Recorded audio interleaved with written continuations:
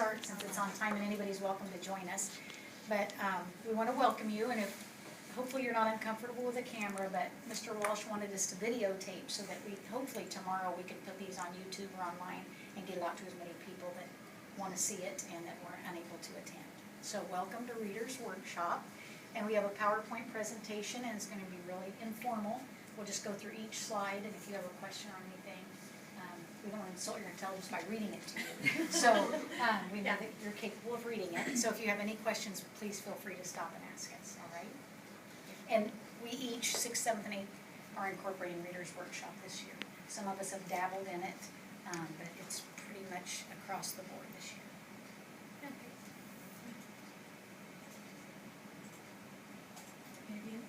Okay.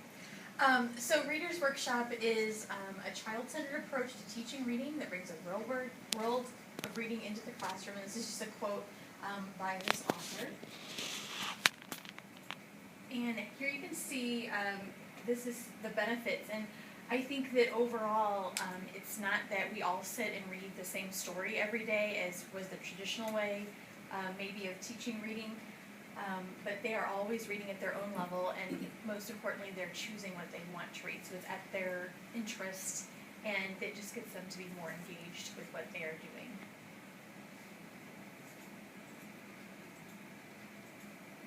Each day features a different, we do repetitive tasks, I would say, in Reader's Workshop. Everybody does a little bit differently. I know Wendy starts with, they come in and get started reading. We read right away. silently first, yeah. And then she follows that by a mini lesson, which is anywhere from 10 to 15 minutes. And then we have discussions at the end where people share out, and obviously everybody doesn't have the opportunity every day to share out. I start with a mini lesson that goes 10 to 15 minutes. They just give them an informational text, summarizing informational text. And they can work independently in groups, that varies. And then I follow that by read to self time, where they are reading their independent books, and then we have wrap up in the last 5-7 minutes of class. And this research says, and I know research you can make it say about any, you can find research to support a lot of different aspects to things, but it does say that if the students will buy into Reader's Workshop, if they get to do the choosing rather than us choosing what they read. I mean, probably none of us want somebody telling us what we have to read. And we have found that to be true, very true. And some kids will abandon books. They'll start a book that they either feel is too difficult or too easy or boring, and they will choose to abandon them. And then, and they're allowed to do that. And some students at the beginning abandon quite a few books until they kind of hit their niche.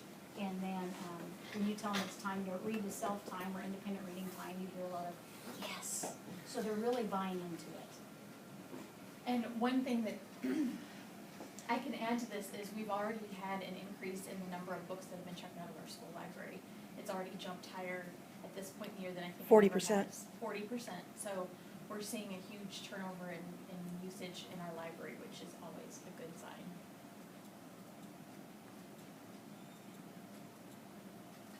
So the mini lesson is kind of the whole class part of the Reader's Workshop. And they're just short lessons, and they can be on a skill that we are working on, or they can be designed for something that we see the class really needs to stop and take a day and work on. And so one thing that I kind of enjoy about the workshop model is that I'm totally basing everything that we are doing in our reading class on what my students need. So one year maybe we're going to have to spend a lot longer on one thing than another, or maybe there's a group of students. But the mini lesson can be anything from procedures and checking out books. At the beginning of the year, there's a lot of procedural things so the kids get used to routines. And now we're moving into where it's more reading strategies, just anything related to reading the Common Core standards, things we're incorporating. It's just a wide range of things that by the end of the year, we just hope they have a solid grasp on all sorts of different things. And we do that. And these lessons are truly mini. It's not the whole hour. It is just a small portion of it, and the length just depends on the needs and the activity that we plan. And there's often tasks that go along with that, and like I mentioned earlier, they can be individual or group or partner, but most of the work is done in class, so you probably won't be seeing a lot of reading homework come home. If anything, it will be the book itself. And also, I don't know if you're familiar with, if you have a reluctant reader or a student that would benefit from reading and hearing, we have what they call playaways, where it's on, wear a headset and it's recorded, and then we require them also to check out the book. So they're hearing it and they're reading it at the same time, so it's doubly reinforced, and that seems to have been very beneficial for some students. And I know this isn't a Study Island presentation, but we once a week go to the library and do Study Island, which is a skill reinforcer. We apply the skills that we've learned in reading and language arts, and we are tying those into the Reader's Workshop strategies and concepts, and also taking the information from the MAP tests, the results, and you can, eventually it's gonna tailor them for each student. Their areas of weakness, they'll get more practice on, and reinforce the strengths. So that all ties together. And then the students have independent reading time, and we like to say that we try to protect that time and make sure they have that every day. It doesn't always work out, but there are some days they get more than others. And this is just, as you can see, a wide range of things. I would say probably at our middle school right now, most of us are using that as a time where the students are reading silently. These are just some other options that other places might use. Also in this time, they may have a task to do that's built, that goes along with that mini lesson that we had. And so maybe, for instance, in my class, I might require them to write about the book that they are reading after we practiced with maybe something we'd all read together. So this is kind of a time that, again, it's sort of up to the teacher, it's up to the day, and what do the students actually need during that time. And another opportunity for Reader's Workshop is right now they're doing a lot of read to self, but gradually you can work into doing a whole class novel, but everybody's reading it individually, not as a class, but at their own pace. You would assign page numbers to read, and then there would be activities and discussions that go on in small group and whole class. And then you can even move into a reader's, literature circles, where in groups of maybe anywhere from 3 to 6 would be reading the same novel. And there's just a variety of options with Reader's Workshop. And I know I do conferencing, try to get a lot of conferencing in. And what's exciting is I had a student a couple weeks ago come up and say, I can't wait to conference with you. I said, have a seat. Because she came up between students, and it's exciting to see them excited about reading. They have a lot of ownership in this, so it helps them to buy into it more. And then the sharing session comes at the end, and I'm going to tell you right now that this has been a very hard thing for me to incorporate into my class, because when you have 27 kids that are absolutely silent because they are all engrossed in their book, I have a really hard time saying, okay, we're going to stop reading now and we're going to do the sharing. So I have not been very good about this, but that's something I'm improving on. And this is just a time for them to talk with others about the books they are reading, talk about what they have learned, and just improve that communication process and those listening and speaking skills, which are also very important in the Common Core standards. I use a timer so that we keep this time. This is very important to give the kids a chance to share, and they love to. I turn it into, can you recommend a good book?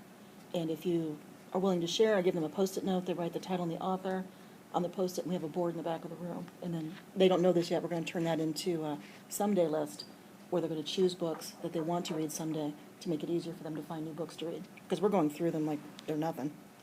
Another aspect of keeping track of books is we keep, I'm assuming we do across the board, but I take a status of the class, they have a reading log, and then I think Wendy starts her class with this status of the class where they tell you what page number they're on, and we keep track of, I know in my room, if they've abandoned a book, I highlight it in yellow, and if they finished a book, I highlight it in blue, and they can look back through their log and see what they've accomplished, or maybe analyze why I've abandoned this book, or is this a pattern.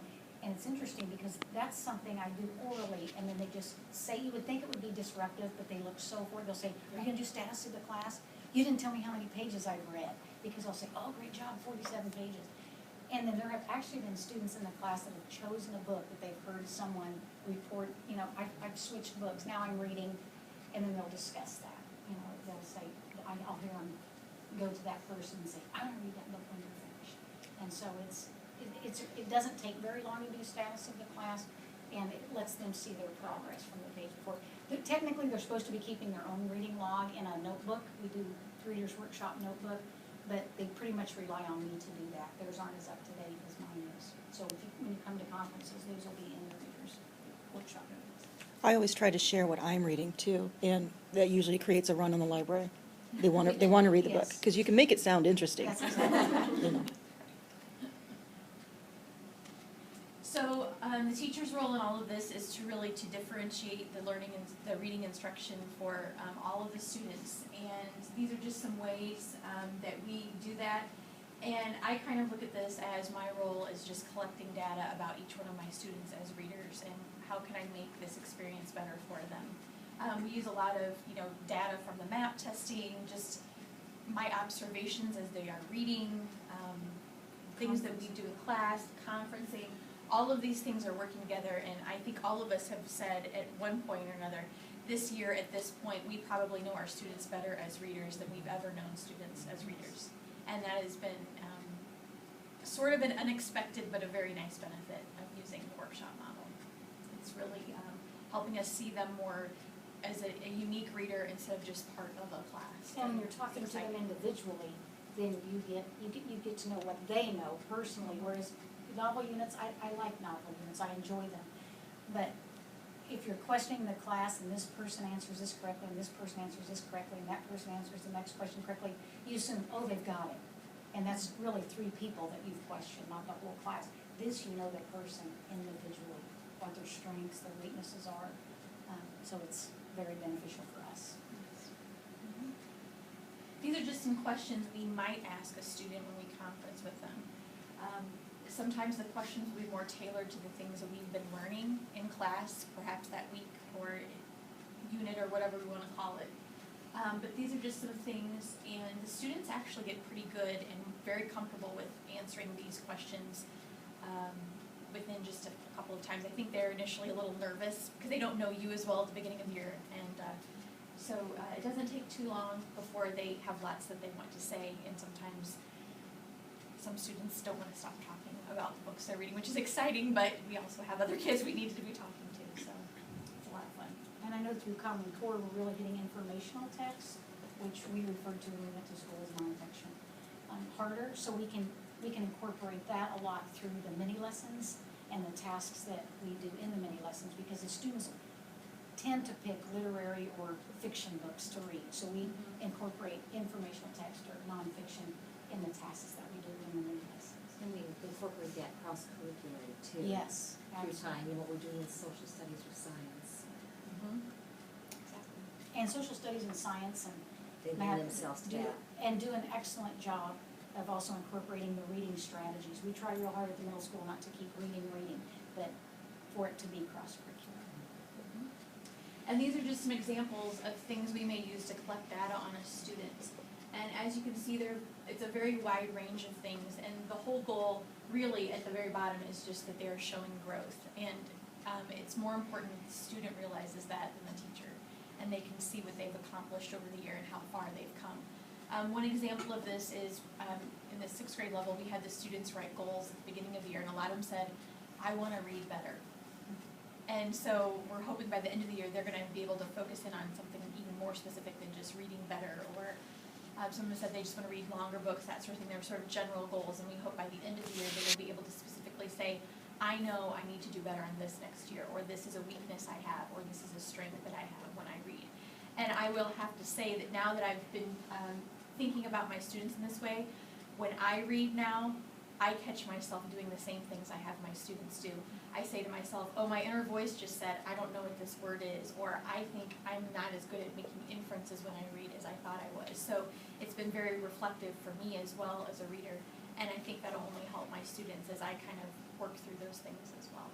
Another task that we had the students do at the beginning of the year was take a reading survey or an inventory of themselves as readers. And I had several students come up to me and say, I didn't ever even think about me as a reader, analyzing what is difficult for you about reading, what is easy for you about reading, what type of genres do you like, what type of genres do you not like, is there a certain author you like, is there a certain theme that you like, a topic that you like, and some of the questions are deeper than that, but it really made them, and it was difficult for some students. And they were blatantly honest. Some of them were like, I love reading, I hate reading, and I'm gonna give them the same survey at the end of the year and then hand them the original one and let them compare and contrast how they felt about it at the beginning of the year to the end of the